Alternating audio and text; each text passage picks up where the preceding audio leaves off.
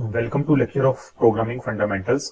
इस लेक्चर में हम मैनिपुलेटर्स के बारे में पढ़ेंगे कि मैनिपुलेटर्स क्या होते हैं, हम इनको अपनी प्रोग्रामिंग लैंग्वेज में क्यों यूज करते हैं और किस तरह से इनको यूज कर सकते हैं। हम विद प्रैक्टिकल एग्जांपल्स के थ्रू भी इसको समझेंगे। तो पहले इसको थ्योरेटिकल देखते हैं कि मैनिपुलेटर्स हैं क्या चीज। Basically manipulators are the operator used in C++ for formatting the output. Output को फॉर्मेट करने के लिए यूज होते हैं। इससे पहले हम एस्केप सीक्वेंस के बारे में भी पढ़ चुके हैं। उसमें भी हमने कहा था कि कुछ ऐसे स्पेशल कैरेक्टर्स होते हैं जो कि हम बैकस्लैश के साथ यूज करते हैं, वो भी हमारी बेसिकली आउटपुट को मैनिपुलेट करने के लिए यूज होते थे। तो ये मैनिपुलेटर्स भी स्पेसिफिकली C++ में यही काम करते हैं। तो इनके बारे में डिस्कशन करते हैं कि कौन कौन सी टाइप के हैं। Data is manipulated bye programmer choice of display, यानी डेटा किस तरह मैनिपुलेट होगा, यानी आउटपुट किस तरह मैनिपुलेट होगी, जो भी हम मैनिपुलेटर यूज करेंगे उसके मुताबिक होगी, या जो भी प्रोग्रामर होगा वो जिस तरह से किसी चीज को डिस्प्ले करवाना चाह रहा होगा अपनी रिक्वायरमेंट के मुताबिक मैनिपुलेटर को यूज करेगा। तो मैनिपुलेटर्स हमारे पास प्रोग्रामिंग में काफी टाइप्स के हैं, जिनमें से चंद एक को हम डिस्कस करेंगे जो कि आप कह लें कि ज्यादा भी यूज होने वाले हैं। जिस तरह एंड एल हो गया, सेट डब्ल्यू, सेट फिल और सेट प्रिसीजन।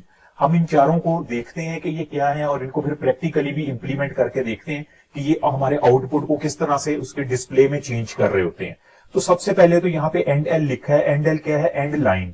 एंड लाइन का मतलब है हम एक लाइन को खत्म करके जब नेक्स्ट लाइन में जाना चाह रहे हो तो इसको हम यूज करेंगे। उसके बाद है सेट विड्थ। सेट विड्थ क्या है? इसको मैं यहाँ पे आपको एक एग्जांपल से समझाता हूँ। सेट विड्थ से मुराद ये, फॉर एग्जांपल मैं कहता हूँ मेरे पास इस तरह से कुछ मेमोरी में ये स्लॉट्स हैं। ये स्लॉट्स हैं, मैं इनको नंबर दे देता हूँ 1 2, मैंने 7 तक नंबरिंग कर दी। फॉर एग्जांपल मैं जो वर्ड प्रिंट करवाना चाह रहा हूं वो है हाउ, HOW हाउ।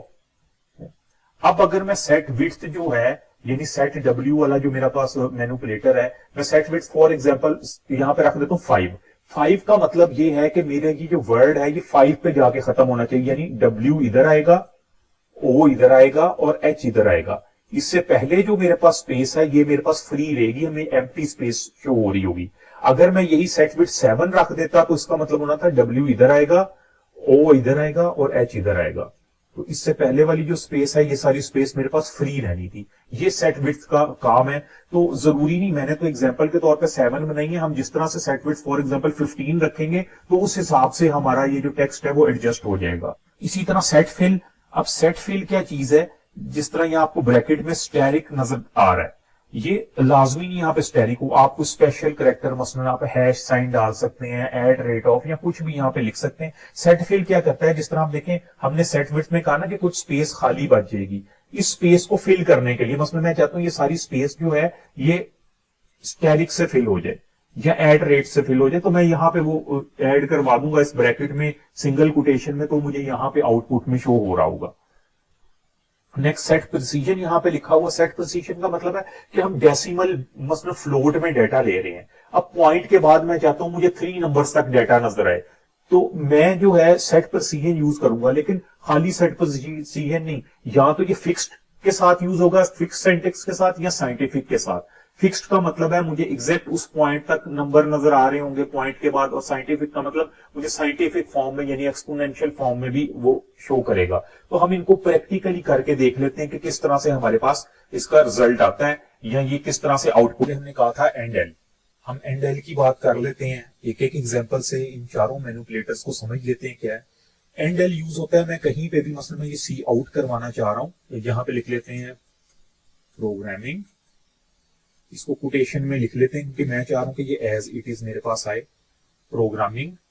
और यहाँ पे उसके बाद मैं ये स्ट्रीम इंसर्शन ऑपरेटर डाल के लिखता हूं एंड एल, यानी एंड ऑफ लाइन। फिर मैं इसके बाद ही इसके साथ ही लिख देता हूं फंडामेंटल्स। फंडामेंटल्स को भी हम कोटेशन में, क्योंकि हम चाह रहे हैं कि ये इसी तरह से हमारे पास आउटपुट में आए, यहाँ पे टर्मिनेटर साइन डाल दिया।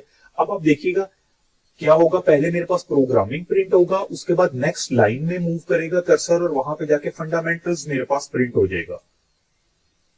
ये आप देख सकते हैं इस आउटपुट में, यहाँ पे ऊपर टॉप पे लिखा हुआ है प्रोग्रामिंग, फिर उसके बाद अगली लाइन में लिखा हुआ है फंडामेंटल्स। तो इस तरह से ये हमारा ऑपरेटर एंड एल काम करता है।